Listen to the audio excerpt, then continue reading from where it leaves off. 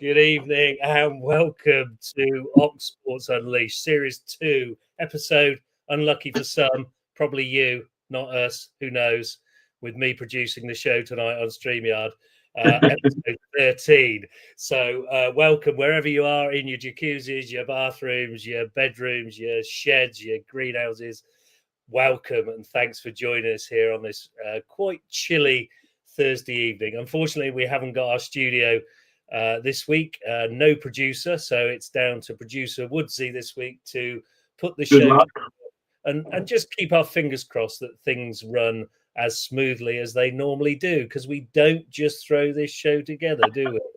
Sorry, as smoothly as they normally do, did you say? Yeah, I think we possibly do. But lots to come up tonight, probably slightly longer program than last week, hopefully. Some good last week because you weren't there. It was very good. I watched from my sick bed because I am a sick note these days, obviously.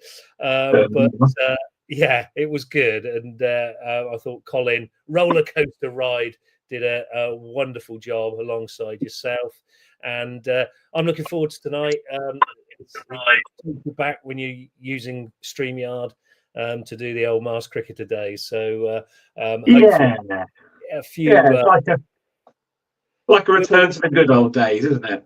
Absolutely, and we're live not only on YouTube but on Facebook and X tonight. So, Trigger's broom still in the corner. Look, yeah, how many heads has that had replaced? 17 new heads and 13 new handles. Brilliant, still brand new, fantastic. I'm looking forward to tonight. We've got some incredible features coming up in the near future as well. I went along to Bicester and North Oxford Cricket Club today, actually in Chesterton, to witness table cricket, disability table cricket. It was an event, and we had some really good footage, some really good interviews, and that will be with you next week. So, tune in for that, because it was a phenomenal morning and afternoon over at Bicester today. I thoroughly enjoyed it. I had a little bit of a go myself, and you will see my exploits next Better week. Better than you are normally, or not? Well, I'll probably get out LBW again. It's quite difficult to get out LBW in table cricket, I can assure you. So you probably kicked it away still. Kicked it away. I could always try, that's for sure. So welcome, everybody. Thanks again to join. Over to you, KDog, to get us rolling, really, this week. Yeah, we were a bit scuppered this week, weren't we? Because we were planning yesterday to go down to Didcot Town for their game against Bishop's Cleeve, get some interviews, and present finally one of the goal of the season trophies to Sam Barner. But unfortunately, the rain got to us again. It's been horrible. So Sam, apologies. You still haven't got your trophy. Ken Charles, I know you haven't got yours yet either. And Cullen Angus, Cullen Angus literally lives in the same town that I do, so there's no excuse for him not having his. We will get these trophies out in the next week or so, because we obviously have this year's goal of the season competition. So they're still on my worktop at the moment. So we will definitely look to get those out. Apologies that we couldn't bring you some action from Didcot Town last night, but there was a little bit of midweek action. Before all that, though, there was league action, football action on Saturday across the leagues. It was one of those rare days where the sun shone, and it was actually all right. There was no wind. It was glorious. And we'll start our regular weekly roundup with Oxford City, as always, who had the unenviable task of hosting the league leaders Kidderminster Harriers in the Vanarama National League North. They were absolutely hammered 4-0 at Agborough earlier in the season. With Oxford United being away, the crowd was slightly bigger than usual. Big attendance from Kidderminster as well. Really good atmosphere, and it was a really good game of football. So we will hopefully now, if the current producer Darryl can click all the right buttons, we'll bring you some highlights of that game, followed by an interview with Ross Jenkins, the manager. Take it quickly, and there's been a goal in our local game. at Tame United, and it's a former Oxford City player that's got the goal. Jack Tutton giving them the lead in their game. So a good start for Tame, but here come Kidderminster. Devine on the byline, clips across in towards Folks. Folks hits it against Mackenzie Lyle, and Mackenzie Lyle makes a super stop to deny the right back, who really will continue here, and it's 1-0. Folks crosses the ball in again at the second opportunity and finds Ashley Hemmings. And Hemmings just had the simplest of finishes, just to put it past Mackenzie Lyle, who seconds before just made a fantastic slip there, hasn't he? Because he could have easily got to that. He sort of lost his footing a little bit on this surface. And it's a corner. Short corner taken this time. Coyle has picked out Ashby. Ashby's just shaping to where he wants it, but doesn't quite get the movement from Coyle, I don't think, so he has to give it to Drew. City have to be careful not to go all the way back here. Coyle, ball in towards the box. It's not a good... Oh, he's banned, and Jones is hauled down. Penalty to Oxford City. Jones hauled down. And I think the referee had no option there to go to the spot. Jalen Jones was mid-flight. There's a big tug of the shirt. It's easier to go to the club shop to get one of them. But it is a penalty to Oxford City. Jones has won it. And referee's whistle goes. Ashby against Dibble. Short run up. Dibble saves. And he saves again. It's a terrific save from Christian Dibble. And Kidderminster Harriers have been completely bailed out by their goalkeeper. Ashby takes a short run up. It's saved by Dibble, but straight into the path of Ashby, and it's saved again with an even better save from the... Has given Christian Dibble a huge amount to do. The penalty save and the rebound save accepting. Ball's gone over everybody's head towards Coyle. It's going to be hooked up the line. City trying to win possession back, and they do through Reece Fleet. Ezra Nolan. Coyle on this left touchline, a little ball through to Ezra Nolan. He's going to get the cross in from the left. Lovely looking cross to the back post. Chance here for City, and it's a goal for City! And it's Jalen Jones at the back post! Ezra Nolan's cross was fantastic, and Jalen Jones rising at the back post. 2 minutes into stoppage time. Oxford City 1, Kidderminster Harriers 1, and Andy, that is a deserved equaliser. Jalen Jones. I thought first half we were pretty poor. I didn't like the performance at all. We looked very slow, we looked disjointed, we looked passive and very unlike us, because recent weeks we've been very good without the ball. So something we've got to look at, but second half we were much better. We addressed it in half time. We have to be a bit more front footed, we have to go after them a bit. They're in the same division, but they're not in the Premier League, so give them the respect that they're owed, because they're at the top of the league for a reason. We knew they were a good team, but second half was much better. We stepped onto them, we caused them problems, we went forward early, and yeah, much better performance, and I thought draw was fair.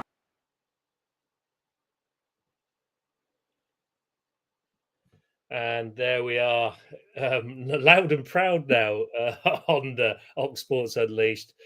Thanks to the commentary team there. Kieren, that was a good result for them at top of the league.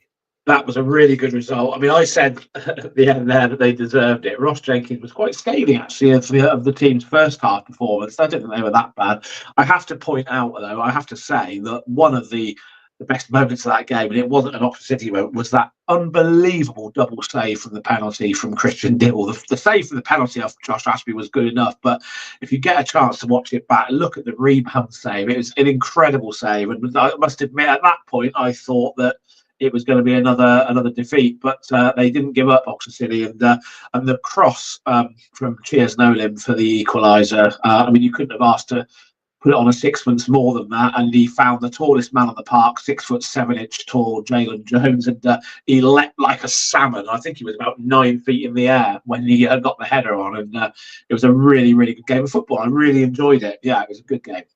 Good stuff. Good commentary as well. Well done, you guys.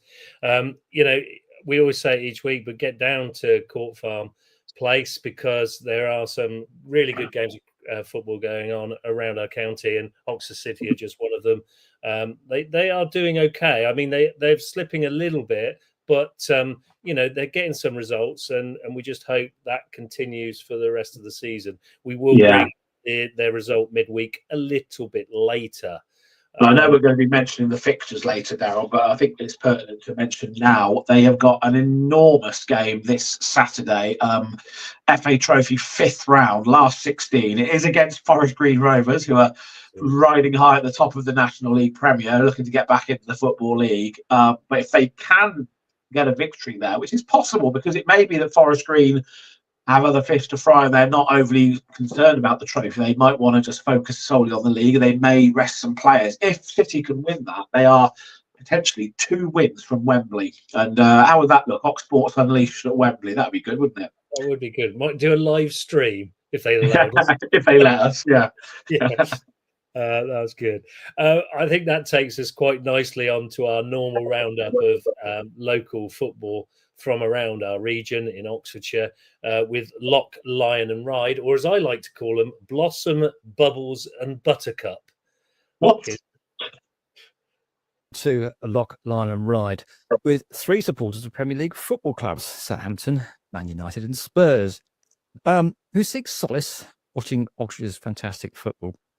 Because let's face it, our Premiership teams aren't doing too well, but there is plenty of good football around Oxfordshire. And we start today with High Fly Whitney Town, Paul. Yeah, hi Colin. Doing well. Whitney haven't lost a game since October, so they've been on a really good run lately. Bletchington in the cup on Saturday just gone, went out 4-1 winners, which was a good result because we lost. In fact, Bletchington were the last team to beat Whitney Town back in October, and we've turned the tables on them now, and that's really good because we've got to play them again in the league in a month's time. But yeah, 4-1 into the second round. We've already got a county cup final coming up for Whitney, and we're still top of the league, so all looking good at the moment. Oxford United doing well as well, Paul. Yeah, it's amazing, isn't it? I can remember coming on before Christmas and we were talking about how close they were getting to the relegation zone, and they need to get some points on the board, and they've now gone 8 games unbeaten since they've changed the manager. And some of the teams they've played against, they've had some really unlikely results, and they've done really well. And they seem to have tightened up a bit in defence, which has obviously helped. They're keeping more clean sheets and not giving the goals away, and that's always a good foundation to win games. And I think they're nearer the playoffs now than they are relegation zone. So who could believe that Oxford United would be near to the playoffs of the Premiership? Eh? Oxford United changed their manager, and it's been a similar story at Oxford City. He brought Ross Jenkins back to the club, and he's had a positive impact on the Hoops' performances and results, although it was a bit of a smash and grab on Saturday, wasn't it, Patrick? I wouldn't quite put it that way, really. Certainly on first half performance, Kidderminster were the better team, but whatever Ross said at half time, City came out and played well and got a deserved equaliser in the last minute, and who knows, it may have been more if Josh Ashby's penalty wasn't read correctly by the keeper. There were 9 minutes of added time they weren't there. Was that because a flare got chucked on the pitch? No, I think that the flare was first half. After they scored, so unsurprisingly, their fans chucked a flare on, and that all got sorted, thankfully. But there was an injury early in the second half, actually, where Josh Parker came together with one Kidderminster player who fell awkwardly and unfortunately had to be who went off on a stretcher, so that took a little bit of time. So yeah, it's an amount of numbers on the board which you don't normally see at non-league. You did at the start of last season, but it seems to have calmed down a bit again now with those sorts of numbers, isn't it? Yeah, indeed. So go back to Paul though, because throwing a flare onto a 3G plastic pitch is not a good idea, is it, Paul? No, it's happened a couple of times at Oxford City in the last few years. Mainly it happens in cup finals, and of course, if a flare goes onto a grass pitch, the grass will eventually grow back again. But on 3G pitch, it causes damage, and you end up having to repair the surface. So it can cost a few £1,000s to repair a 3G. So not a good idea to throw a flare at all anyway. But for a 3G pitch, it's worse. So hopefully they've caught the culprit. Indeed. So meanwhile, Banbury United have a few problems off the pitch, caused in part by losing games through frozen pitches and flooded pitches. But they bagged a point on Saturday, Patrick. Yeah, and there's a good point as well, actually. It was away at Bedford Town, who are top of the league at the moment. So, yeah, did well to get a point there. Took the lead, actually, through Claudio Diaz in the first half, after half an hour. Bedford did turn it around, but Banbury got scores level on the hour through Genoy Gordon. So, yeah, good point for them away at the top of the league, actually. And that's City and Banbury got a point against top of the league yesterday. Good stuff. on So Saturday. what do we tell you about good local football? Meanwhile, Killington without a game, but tell us how Didcot, Tame and North Lee did, Patrick. Yeah, start with the Division 1 Central. Say two sides were in action. And they played each other as well, actually. Tame hosted Northley at the ASM Stadium, and Tame beat Northley 3-1 to continue Northley's woes, as we well know. Jack Tutton, Tom McElroy and Ty Deacon scored for Tame. Tame also scored at the other end. Unfortunately for them, Harry Alexander scored an own goal in the 90th minute, actually, to provide a consolation for Northley. Didcot Town have been in good form recently since our winter break. It pretty much continued on Saturday. They had a draw at home against Cinderford Town. Daniel Waugh gave them the lead just before half time before another contest levelled just after the break. Despite the point, Jamie Heapy cut the figure of a frustrated man, actually. He spoke to Daz King after the game. Jamie? No, mate. Summary on that one, mate. Not good enough. Not good enough. Told him in there. We just lost our way last couple of games. For whatever reason, I don't know, whether being complacent or think we're better than what we are. We just weren't at it. We just weren't at it at all. I mean, I knew what we're doing that all the time, but they're fighting for their lives. They're going to run for 90 minutes. They're going to cause us problems because we're complacent and switch up and don't do the things that we're good at. That has got us in good positions in games. And Lee's had to pull off an unbelievable save at the end. Unbelievable save to keep it level. But they had it, apart from our spell, we had a 15-minute spell in the second half. We started off all right. They were more likely to score than we were. They looked dangerous after they've equalised, didn't they? They were hitting us on the break a bit. We didn't win the second ball. We don't win the first ball. We don't get tight enough. We let people cross the ball. We let people run. We don't mark. And we just ain't good enough. Simple as that. Ain't good enough. And we got carried away by beating Cribs 3-0, I don't know. So we'll have a quick look at our Step 5 and 6 sides as well. In the Combined Counties League, a couple of 1-1 draws as well. Wallingford and Crowmarsh earned a point in what I'm calling the Ampersand Derby. They played away at Edgware and Kingsbury on Saturday. Ardley United also drew by the same scoreline. Harry Williams grabbed the Ardley goal. He finished from a good cross to earn a point against Hilltop. Jules McCalman, and a bit like Jamie Heapy, we just heard from, cut the figure of a very frustrated man with getting a point as he spoke to the Ardley media team at full time. We haven't lost the game, so I suppose if you're looking at the positives, we've come away with a point. It's another point really closer to a target that we're trying to achieve. But when you've reached the levels and seen some of the performances that we've been able to produce this year, especially here, against some real good sides, and we put up more than what Hilltop offered today. And that's not me being disrespectful to Hilltop, because if you was in the change room before the game, you'd have heard me say to my team that I actually think these are the best team in the league in terms of how they try and play. As a football purist and somebody who enjoys watching the game played correctly, Hilltop very much tried to do it. But we know they play on a 4G pitch week in, week out, which is very much conducive with their football. So to come here with a bit of a slope on a wet, sticky pitch, we knew there was an opportunity to really allow our main strengths come out today, and we just never done it. And from minute 1 to minute 90, our decision making was awful. We looked like a set of individuals today, and we were lucky that Alvin and Chez were able to come on and change that first real bit of team play that we put together and nicked us a point. But apart from that, just decision making, not looking after each other, winning first but not winning seconds, and being able to come out with things like that. Elsewhere, Milton United were left defeated by a 90th-minute goal as Wokingham Town won 2-1 in the Combined Counties to condemn Milton to defeat.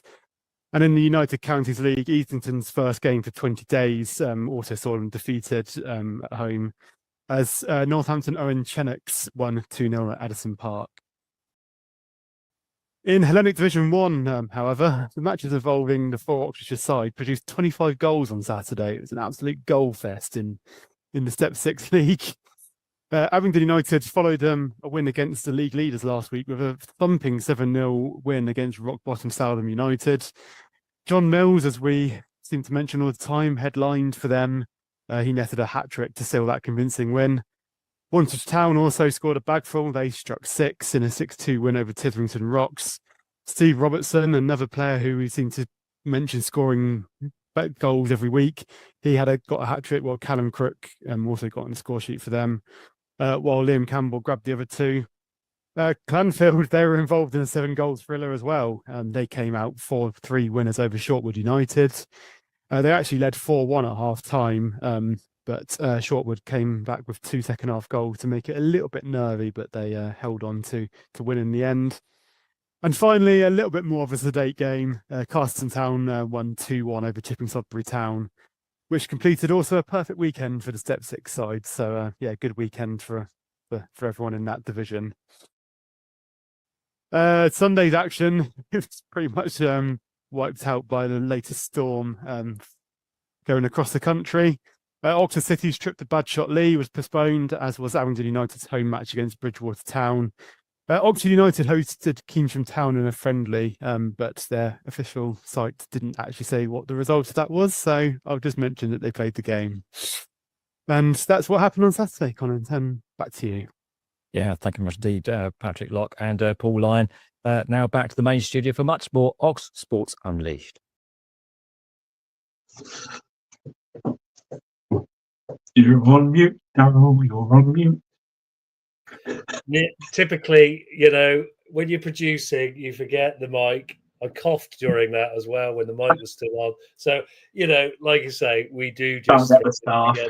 Well, thanks to Blossom, Bubbles, and Buttercup there for Lyon and Ryde for that incredible roundup. They nearly caught me out there. I didn't know that was coming to the end. So that was all good. So our thanks to them as always. Great roundup and few sides riding high, and we'll show you the tables a little bit later in the show and all the results from around the county.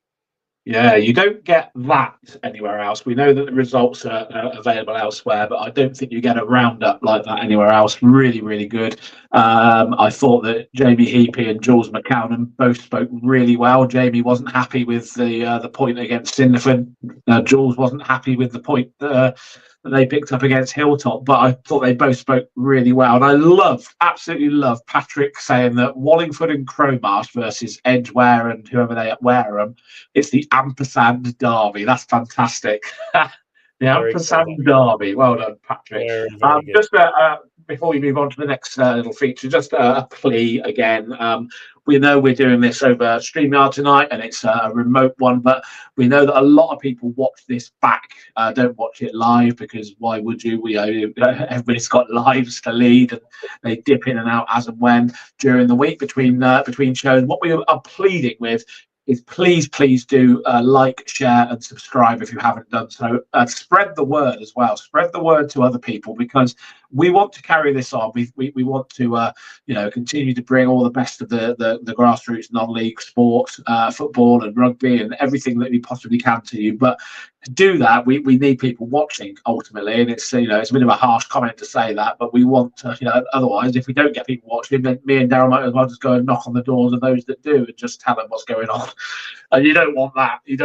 So please do, if you're watching it back anytime in the week, just spread the word for us and get the message out that we do this show. Also, I'd just like to say, as well, as Darryl often says week in, week out, anybody watching that wants any footage shared or interviews, or you've got any goals that you've captured or anything, really good saves, then please submit it to that email address, oxsportsunleashed@gmail.com. That's oxsportsunleashed@gmail.com, because we will show it. If we get it sent through, we will show it, and that's really, really important as well. So big plea from us both. Please share as much as you can.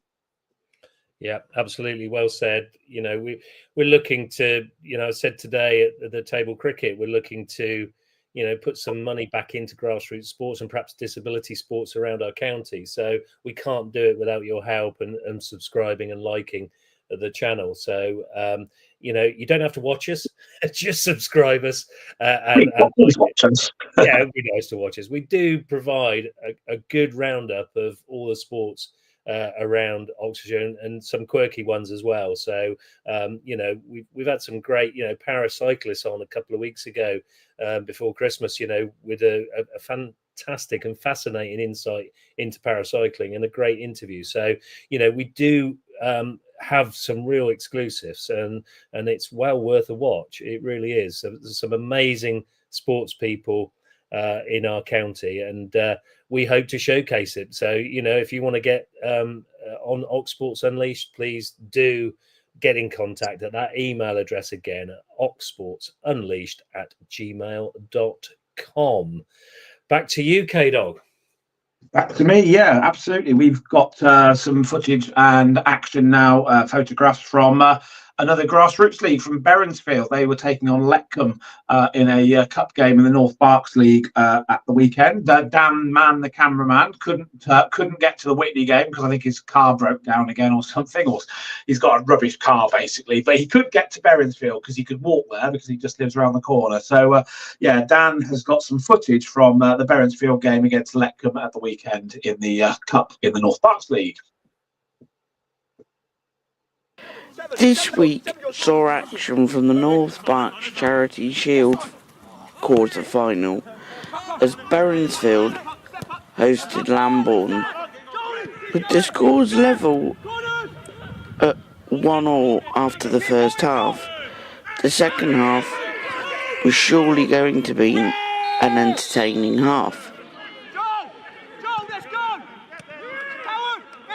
A nice ball played down the wing crept into the path of Charlie Jameson, who was brought down by the Lambourne defence. This led to the referee pointing straight to the spot and Luke Holdsworth smartly converting to put Berensfield 2-1 up. Several more chances came and went, and 10 minutes later another decent through ball, this time fell to Max Palmer, who quite creatively rounded the goalkeeper and slotted home to make it 3-1 to Berensfield.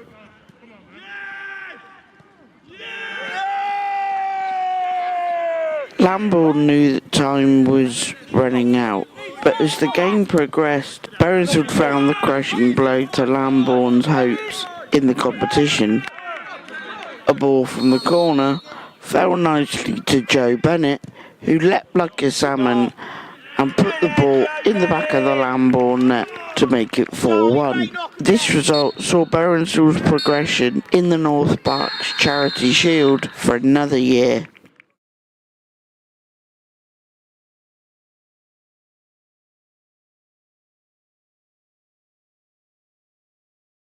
Again, thanks to Dan, our man, the cameraman. So our thanks to him for that little piece. I noticed that, you're back live. You're back live. So probably on mute, but you're definitely back live. So that's cool. Sorry, fat fingers. Yes, to spot my deliberate mistake, it was Lambourne, not Leckham. Lambourne reserves, and it was the North Berks Charity Shield quarter-final. So goals from Holdsworth, Hinkin, Bennett and Palmer, putting Berensfield into the semi-finals. And fair play to Dan, going to a different game because he couldn't get. We jest, don't we? But he still went out and took some footage for us. So I hope you enjoyed that. And they're into the semi-finals of the North Berks Charity Shield. Right, I think we're going to move on now to the oval ball. So we've moved from football to rugby union. Chinner, they were taking on Ampthill. Get that one right. Ampthill at home at Kingsley Road on Saturday in the Championship. They've just slightly fallen off the boil in the last couple of weeks. They had that defeat to the league leaders, Ealing Trailfinders, the week before, and they obviously, they want to consolidate in the league. They're not expecting to pull up trees and win the league in the first year, obviously, but they were at home to Ampthill on Saturday in the Championship, and we've got some action for you now. At the weekend, saw them slip down to 9th in the Championship, having been promoted last season. They took on Ampthill at Kingsley Road on Saturday afternoon. he went level with them on 22 points as both sides fight to stay up, albeit with 10 rounds still to play. The home side might not have been the first on the scoreboard as Ampthill grabbed an early penalty, but a clear run down the far side of the pitch gave Chinner the opening try thanks to Thomas Watson. A conversion by George Warboys gave Chinner the lead with the score 7-3 after 17 minutes. The visitors then got their first 5-pointer of the afternoon as a rolling maul was pulled down and a penalty try was awarded, giving Ampthill back the lead. 2 minutes after the half-hour mark, Ampthill's Rory Morgan was the beneficiary of a scrum as he ran half the length of the pitch to give the visitors their second try, which was converted by Josh Barton. Another try would follow soon after when Sione Vatanuku intercepted a pass from Chinner's Warboys with no one to challenge him to the goalposts, and the hosts found themselves 24 points to 7 down at half-time. Chinner, however, would fight back as 3 minutes into the second half, George Warboys became the second try scorer for the hosts as they cut the deficit to just 12 points. Another 10 minutes later and it was George Stokes this time who got his name on the score sheet as Chinner's maul crept closer and closer to the white paint. 25 minutes to go and the hosts were just 5 points behind. However, with the sun setting and the clock ticking down, Ampthill's Mason Cullen sealed the match-winning try off the back of a box kick from Rory Morgan. The full-time whistle blew with the final score being Chinner 19, Ampthill 32.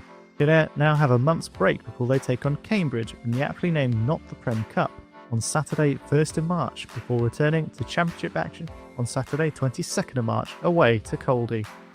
Back to Woodsy and KDog for more Ox Sports Unleashed. Brilliant. Thanks, Wes.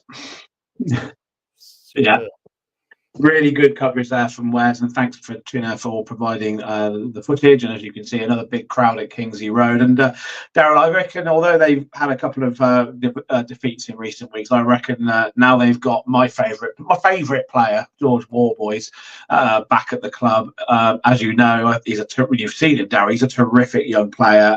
He seemed to be instrumental in most of what Chinner were doing well on Saturday. So I think with him at the club, and the players that they've got a month's break now as well before the Championship returns after the Not the Prem Cup, and I think they're going to be all right. I think they'll stay up, and they're flying the flag for Oxfordshire. Yeah, and long may they do that. I mean, yeah, hopefully the results will go their way. I think they've got the resources to do it, so we'll keep our fingers crossed for them for the rest of the season. Big break for them now, actually, isn't it? Yeah. That next game, that Not the Prem Cup, which is a fantastic concept. Yeah, great concept. And they obviously hold the lead in that, don't they, from the first leg back at the start of October, I think it was. So can they hold on to that lead and win that competition? For those that don't know, it's basically because in their infinite wisdom, the RFU thought that Cambridge and Chinner were too small to enter the Prem Cup, which is very controversial, very unfair. So the two clubs put together this brilliant concept, and it's great. They've got a great trophy to play for. I think there's over 2,000 at the first leg at Kingsley Road. So just goes to show that I think they were sticking two fingers up to the RFU, should we say. Just a little bit. Again, we say it every week, don't we, when we mention Chinner, but it's great to get along to Kingsley Road. The atmosphere is fantastic. They really look after you there as well. And, it's fantastic rugby. So, if you're at loose end again on a Saturday afternoon or a Friday evening, as they do have some fixtures on a Friday evening, get along to Kingsley Road because it's great value for money as well, actually.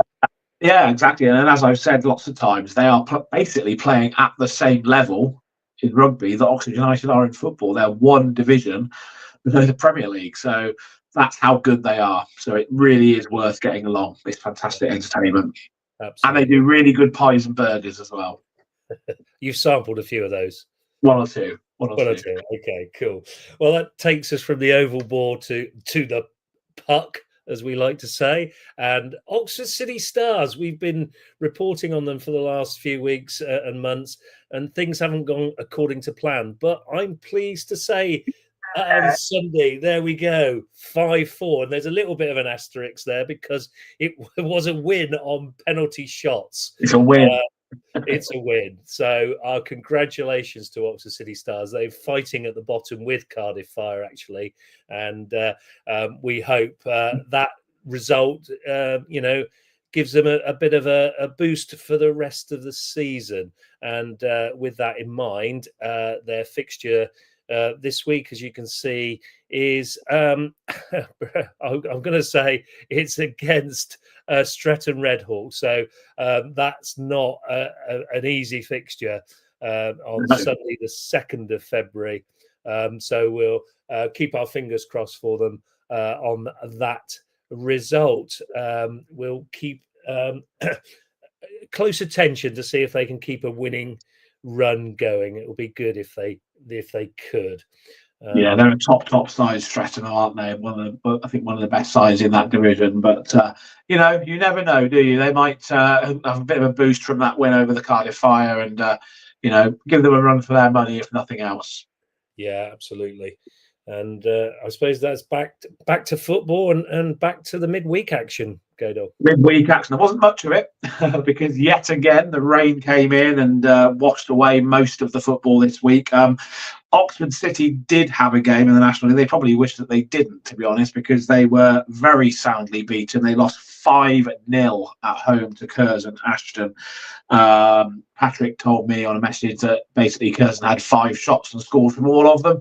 Jerome told me that Oxford City were lucky to get 0. So yeah, that's not a great preparation for the game this weekend against Forest Green Rovers, but maybe that will lull Forest Green into a false sense of security and they'll think that they just have to turn up and roll them over, because yeah, that wasn't great. Curzon are a good side. They've been top of the league for quite some time, and I think they're still in the playoff places.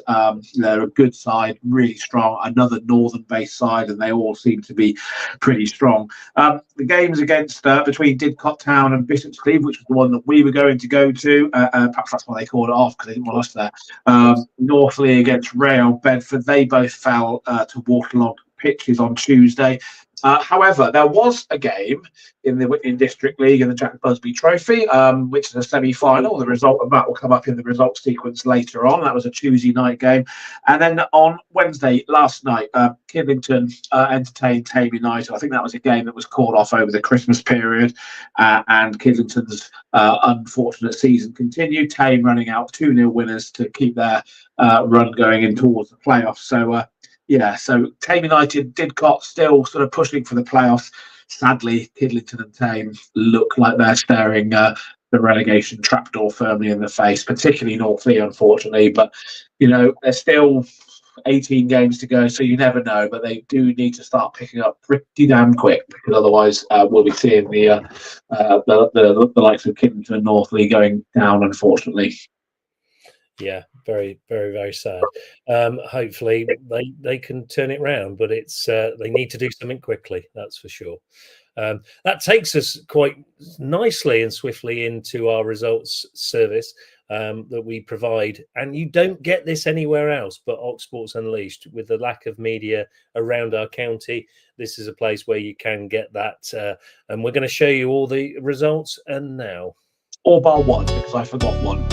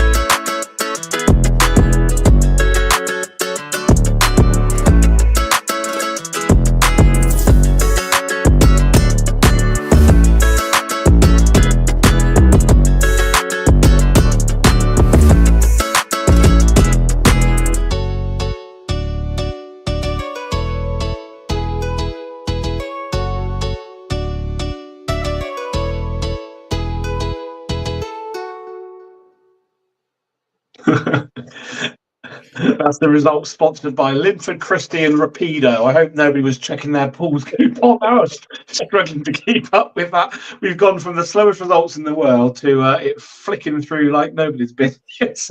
But thanks very much to Wes for putting that all together. I know that, and he must have put that result in that I forgot. So I'm not going to say which one I forgot because it was in there. So we'll keep that quiet. We got away with that. We'll keep that quiet. We won't tell anybody. Don't tell anybody. Nah. We've got away with it. So, that's cool. That takes us on to showing you the league tables. And I know KDog normally takes us through this. So we're going to go and I'll do it in this order, Kieren. It might be out of order, but you never know. But I'll leave it with you. We'll give it a go, won't we? So Oxford United, brilliant form that they're in the league. Unbeaten in 8 in the league now under Gary Rowett, and in 16th place. A really good point actually at Stoke City. I just said actually at Stoke City on Saturday. They could have actually won the game. They had a chance to hit the bar in the back end of the game, but I think that's a good point on the road. And I think it's 5 wins and 3 draws in the league so far under Gary Rowett, which is a really impressive start. And into the Vanarama National League, well, the 1-1 draw on Saturday was a good result for City, and they are in 18th place. But then, of course, they slumped to that 5-0 defeat at home, which hasn't done their goal difference much good at all. And it's actually 18th place in the league, and as you can see, with teams around them with a few games in hand, they're in a quite precarious position at the moment. Radcliffe have got games in hand, and particularly there's a couple of other teams below them as well that have also got games in hand. So City need to start picking up a few wins. Into the Premier Division Central of the Southern League, a really good result for Banbury at the weekend away at Bedford, 2-2 draw in that one. Bedford were top of the league. Banbury, as you can see, in 16th place. But again, they've got games in hand over most of the teams around them. And if you look at the table, it's not that far away from a playoff spot, even though they're down in 16th. A couple of wins, win their 2 games in hand, and they'll be pushing towards the top end of the table. So, really, hopefully they'll continue to have some good form themselves. I think it's 2 wins and 3 draws in their last 5, so they're unbeaten in 5. Into the Premier Division Central, we mentioned Tame United just on the edge of the playoffs at the minute, 45 points from their 25 games, and very, very close and very tight. Real Bedford running away with it a little bit, but Tame are still pushing for those playoff positions. Didcot Town, likewise, are pushing for a playoff position, although they don't seem to show on there because it's in Division 1 Central still. That's why, isn't it? Oh, dear. We'll gloss over that as well. Northley and Killington are bottom and second bottom. Northley, as you can see, are 15 points adrift from safety now, and Killington, unfortunately, going the same way at the minute. Now we'll talk about Didcot Town in Division 1 South of the Southern League. If Darryl can get the slide up for me. There we go. Didcot Town, 10th place at the moment, 26 games, 38 points. So about 3 or 4 points outside the playoff places, but they had that really good win against Cribs, and then obviously a disappointing draw against Cinderford. But again, really tight, and a couple of wins, and they'll be pushing towards the playoff places themselves. Hellenic League Division 1, Abingdon and Wantage are flying the flag for Oxfordshire. Abingdon really handily placed, really, with game in hand on the leaders, Droitwich. Wantage in second, Abingdon in third at the moment. So Wantage Town have 48 points, Abingdon United on 47. Probably just Clanfield are also in there as well. Yeah, I was going to say Clanfield have risen quite recently, haven't they, to get up to the fifth? They were in the playoffs last year, weren't they? I know at one stage last year they were sort of flying high near the top, but perhaps another playoff place for Clanfield would be good because they've been there or thereabouts over the last couple of seasons, haven't they? And they're doing really well again down at Radcliffe Road. The other half of the table, Carterton are in the bottom 3, just 19 points from their 25 games so far for them. So they need to start picking up a few wins. And as you can see, they've played a few games more than teams around them as well. Combined Counties League, Premier Division North, that 1-1 draw for Ardley just kept them in 8th position in the league. And again, if you look at the table, just a couple of points outside those playoff spots. So despite the draw, Julian McAlvin's team doing pretty well in that division. At the other half of the table, Milton United are in 12th at the moment, and Wallingford and Cromarsh, the ampersand team, are just below them in 14th. Into the United Counties League Premier Division South at Easington Sports. They had no game for 20 days, which is absolutely ridiculous, probably due to the weather predominantly. So at the moment, they are in 15th place rather, on 26 points. But as you can see, again, they've got lots of games in hand. But I guess the issue is when there's so many games called off with wet weather and storms and then frozen pitches, it's all well and good having these games in hand, but it's really hard to pick up points when you're having back-to-back fixtures. So hopefully they'll be able to get a run of games, because they're in a pretty decent position, really, if you look at it. It's just, lack of games at the moment for Easington. Absolutely. And into the Southern Division of the National Women's League, Oxford United dropping down the table a little bit at the moment, but they're still in 6th position, 15 games played, 22 points. Into the Southwest Division, Southwest 1 rather, Abbey United in 9th place, 8 points from 15 games. And into the Southern Regional Women's Premier League, Oxford City in 4th, 11 games, 22 points. And again, apart from Ascot, they're a little bit clear at the top. It's quite tight around there. So, one win, they can push themselves up to 2nd. Doesn't look too bad for our sides, does it? When you go through that, No, not really. It's just unfortunately, with Northley and Kidlington. But I know that Northley, a couple of years ago, they were in a very similar position, actually, around sort of the turn of the year. They were bottom of the league, and I remember the Great Escape on X, and a picture of the manager of the time, Craig Dorr, on a Great Escape motorbike, and it said, "Can they pull off the?" And they did pull off the Great Escape. It will be an even greater one this time, because they are really struggling. But hopefully, we want all of our teams to do as well as possible, and we'll just keep everything crossed for them. One of my favourite films. One of my favourite films. Here we go. That takes us on to the up-and-coming fixtures for this week. Saturday, the 1st of February. Obviously, in the EFL Championship, Oxford United have a home game versus Bristol City. That's a 12:30 kickoff. A needle match, that one, isn't it? With the ex-manager, absolutely coming back to Oxford. I don't think he'll be very welcome, to be honest. But we'll see what happens in that one. And as we've mentioned already, the FA Trophy tie for Oxford City at home to Forest Green Rovers at the M Group Stadium. Massive game. All the very best for that one. Hopefully they can bring the spoils back. That would be very, very good. In the Southern League Division 1 Central, Kidlington away at Hadley. Tame United also away at Hertford Town. And Northley have a home game against Welling Garden City. They are all 3 p.m. kickoffs, again on Saturday, the 1st of February. Likewise, for the United Counties Premier South, Easington Sports play Rugby Borough. And in the Combined Counties Premier North, Milton United are on their travels to Broadfield United. Again, we wish them all the very best. Moving on to the Combined Counties Premier North, Ardley United away to Virginia Water, and also Wallingford and Cromarsh at home against Bedfont Sports, both at 3 p.m. kickoffs. In the Hellenic League Division 1, Carterton travel to Boodley Town, and Chipping Sodbury Town face Clanfield 85-85, as we mentioned, moving up the table. So hopefully they can continue with that rise and get another win away to Chipping Sodbury there. Again, Saturday, the 1st of February at 3 p.m. And the Hellenic League Division 1, Kidlington Reserves playing Wellington, and Shortwood United are the team that Abbey United face, all 3 p.m. kickoffs, and Wantage Town also away at Stonehouse Town at Old Ends Lane. Great name for a stadium, so that's good.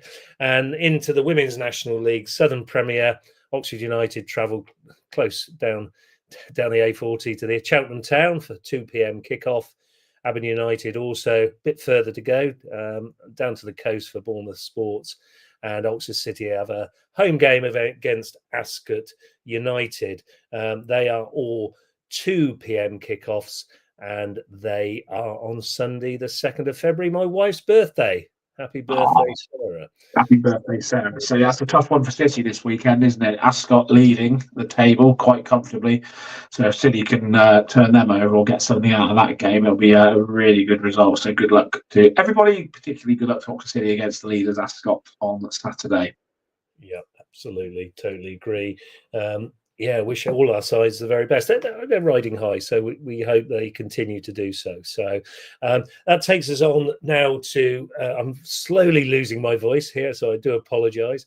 Obviously been talking too much as normal. We're going on to cricket, one of my favourite sports, obviously. A big shout out really to Abby Norgrove. And the England under-19 team. They defeated New Zealand by 6 wickets to see them progress to the knockout stage. And they actually play within the next 10 hours, actually. They play India in the semi-final. So a final place is up for grabs for Abby and the under-19 England side. And we wish them, I mean, it is fantastic. And if in a first try of being a captain of an international side, what an achievement that would be for the young lady from Burford School in Oxfordshire. I mean, I'll tell you what, if she is, I think we will have the first ever Oxfordshire World Cup winner on our show. I think that's probably fair to say, isn't it? We'll definitely get her in to speak to her.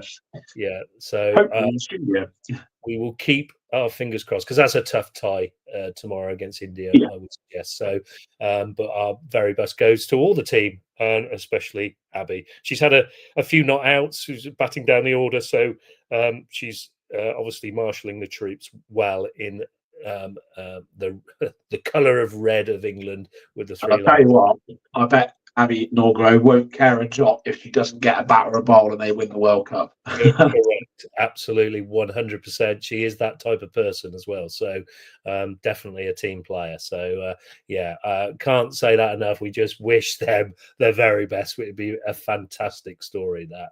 And likewise, young James Coles in the England Lions tour.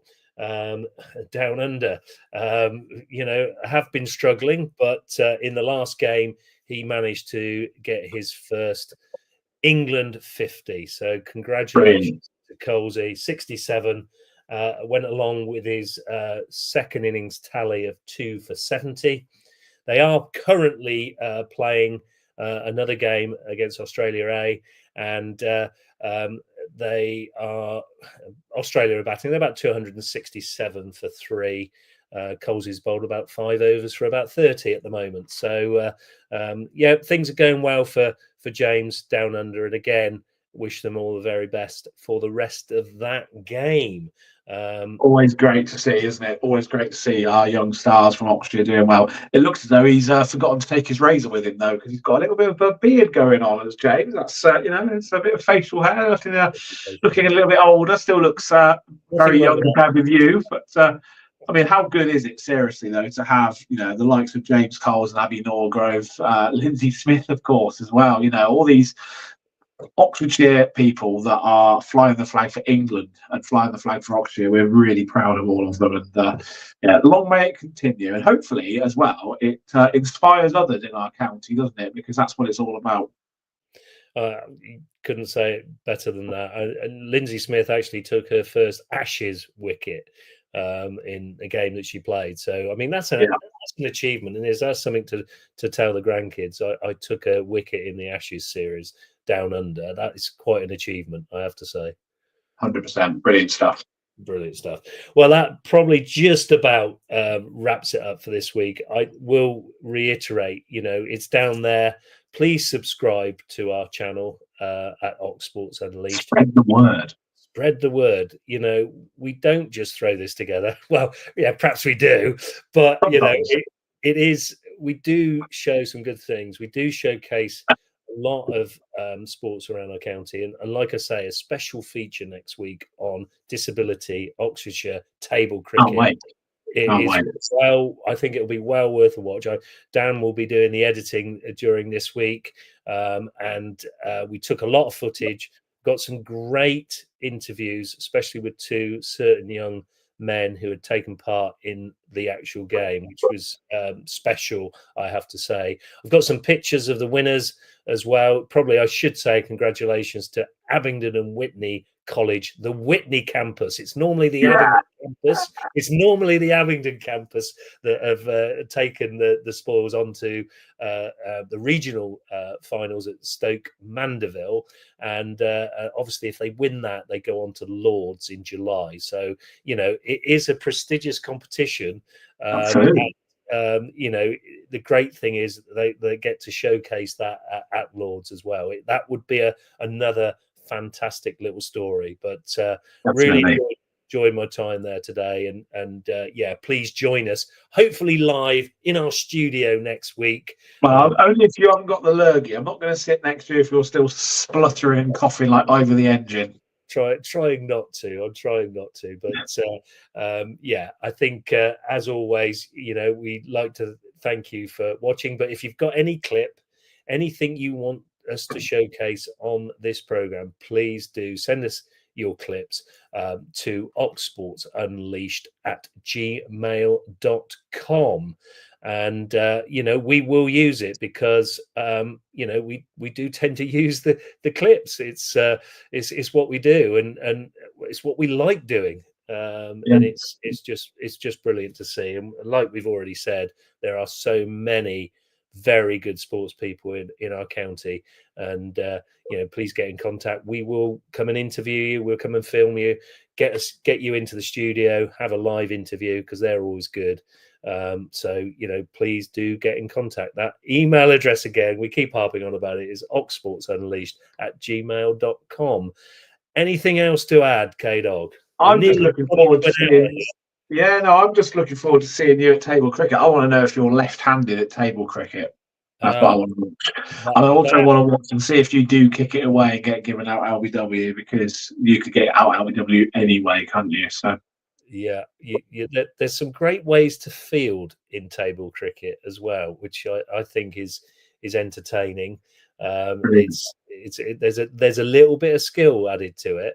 And there were one or two very good. You haven't got skill. You haven't got any skill. I didn't try the fielding. I didn't try the bowling, actually.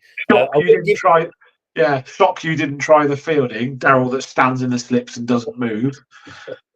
I won't give too much away, because I want everybody to tune in next week, because it will be such a worthwhile watch. And it's Lord's Taverners doing their work, and Oxfordshire Disability Cricket doing their work within our county, Richard Giles and Charlotte Jennings doing a fantastic work, and that will be showcased certainly next week.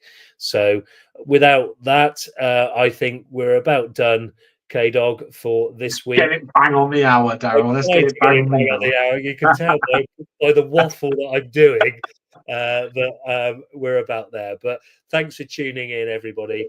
Please join us again next Thursday, where we'll unleash some more Ox Sports. It's goodbye from me. See ya.